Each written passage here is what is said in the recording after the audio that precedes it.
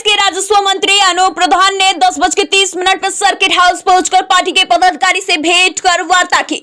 वहीं वहां से सीधा 11:30 पर मैनपुरी के प्राचीन मंदिर शीतला देवी मंदिर पहुंचे, जहां प्रधानमंत्री नरेंद्र मोदी जी द्वारा चलाई जा रही स्वच्छ भारत अभियान के तहत झाड़ू लगाकर श्रमदान दिया। वहीं मैनपुरी जनपद की भोगांवा तहसील पहुंचे 2 बजे। वहीं 2 बजे के बाद 1 घंटे से भी अधिक समय तक पेंडिंग पड़ी फाइलों को दिखा और उप जिलाधिकारी संध्या शर्मा को कड़े निर्देश दिए। वहीं जल्द से जल्द पेंडिंग पड़ी फाइलों को निस्तारण करें। फिर मैनपुरी तहसील में भी निरीक्षण के दौरान कई कमियां नजर आई, वहां पर भी उप जिलाधिकारी को कड़े निर्देश दिए, जल्द से जल्द समाधान करें।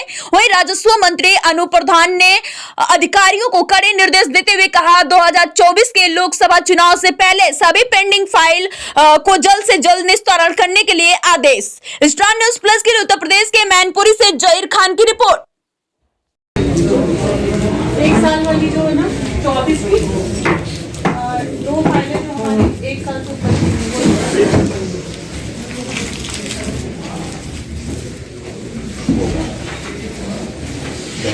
की आपके यहाँ 210।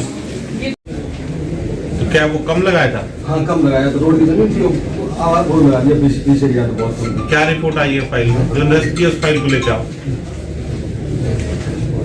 सिर्फ एक ही फाइल हुई है? 193 फाइलें आपने की है सर, अभी तक जिन्होंने की है सर, उसमें मेरे कार्यकाल में तो सर 10 मतलब हो चुकी है ये फाइलें। 194 फाइलें पे आदेश हो गया है जी।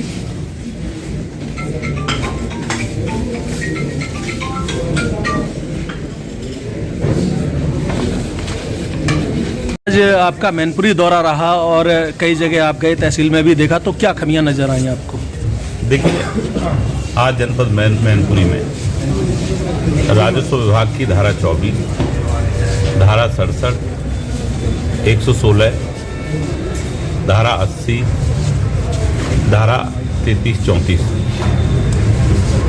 की बिंदुवार समीक्षा बैठक की गई और मैंने कई पत्रावलियों का स्वयं, हमारे यहाँ अपर जिलाधिकारी भी साथ रहे, उनका अवलोकन किया और जो वाद समय से बाद के थे, जैसे कि धारा 34 के अंदर दाखिल खारिज में समझता हूँ 35 से 45 दिन के अंदर हो जाना चाहिए, लेकिन कुछ वादों में साक्ष्य के अभाव के कारण समय थोड़ा ज़्यादा लगा है, तो उनमें भी दिशा निर्देश जारी किए कि उनको तत्काल प्रभाव से जो भी उन पर पेपर्स की कमी है उनको नोटिस जारी करके पेपर्स मंगा करके उनको भी समय से निस्तारण करने का काम करें।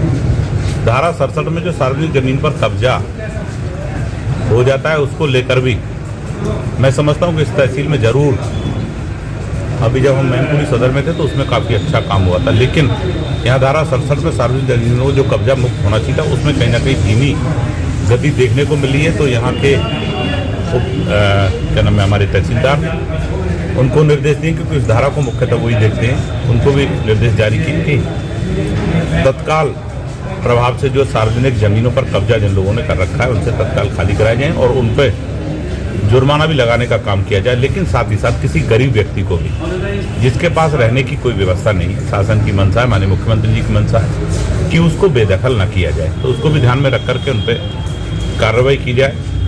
मैं समझता हूँ 24 में काफ़ी अच्छा काम, जिसमें पैमाइश होती है, उसमें काफ़ी अच्छा काम इस तहसील में हुआ है। समय के बाद की पेंडेंसी बहुत ना के बराबर थी, शायद 2 प्रकरण इस तरह के वो मैंने देखे। धारा 80 में मात्र एक वाद निरस्त किया गया है, बाकी सभी में धारा 80 करने का काम इस तहसील में जो शासन की मंशा है कि 45 दिन के अंदर धारा 80 हो जानी चाहिए, काफ़ी अच्छा काम हुआ है।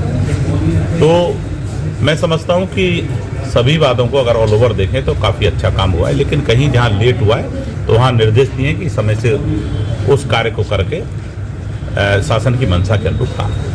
राम मंदिर पर क्या कहेंगे आप? बराबर विपक्ष आरोप लगा रही है कि निमंत्रण नहीं दिया गया, हमको बुलाया नहीं गया। देखिए, हम सभी राम भक्तों के लिए ये बहुत गौरव का क्षण है कि लगभग 500 वर्षों से लगातार जब हम सब राम भक्त लगातार भगवान श्री राम जी के भव्य मंदिर को चाह रहे थे, लेकिन अब शुभ अवसर आगामी 22 तारीख को देश के यशस्वी प्रधानमंत्री आदरणीय नरेंद्र मोदी जी के कर कमलों द्वारा प्राण प्रतिष्ठा होने जा रही है। हम सबके लिए गौरव का विषय है और मैं समझता हूँ हम सबको उसमें बढ़ चढ़ कर भाग लेना चाहिए।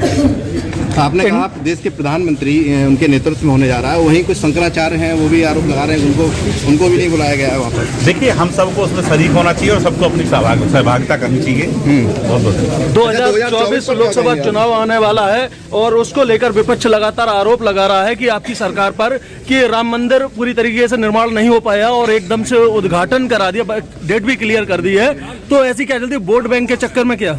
देखिए जैसा कि 2014 का चुनाव हो, आदरणीय नरेंद्र मोदी जी के नेतृत्व में 2014 का चुनाव लड़ा गया और उत्तर प्रदेश के अंदर 73 लोकसभा की सीट जीतने का काम हुआ। उसी तरह 2017 में विधानसभा का चुनाव आया और उसमें भी भारतीय जनता पार्टी ने प्रचंड बहुमत की सरकार बनाई। 2019 में मैं समझता हूँ सपा, बसपा और लोकदल जो मुख्य विपक्षी दल थे उत्तर प्रदेश के अंदर, वह तीनों एक हुए, लेकिन फिर भी हम 60 से अधिक सीटें जीतने का काम भारतीय जनता पार्टी ने किया। और इसी तरह जैसा कि आप करें कि 2024 में मैं समझता हूं 2024 में 80 की 80 लोकसभा सीट जीतने का काम भारतीय जनता पार्टी। बसपा प्रमुख मायावती ने ऐलान कर दिया वो गठबंधन से अलग हो रही हैं, तो देखिए वो क्या लग रहा है आपको ये बात? देखिए वो उनका दल है, वो क्या करना चाहती हैं, लेकिन उत्तर प्रदेश की जनता जनार्दन और देश की जनता जनार्दन का गठबंधन भारतीय जनता पार्टी के साथ है। हम निश्चित उत्तर प्रदेश में और देश में अच्छी परफॉर्मेंस करने का काम करेंगे।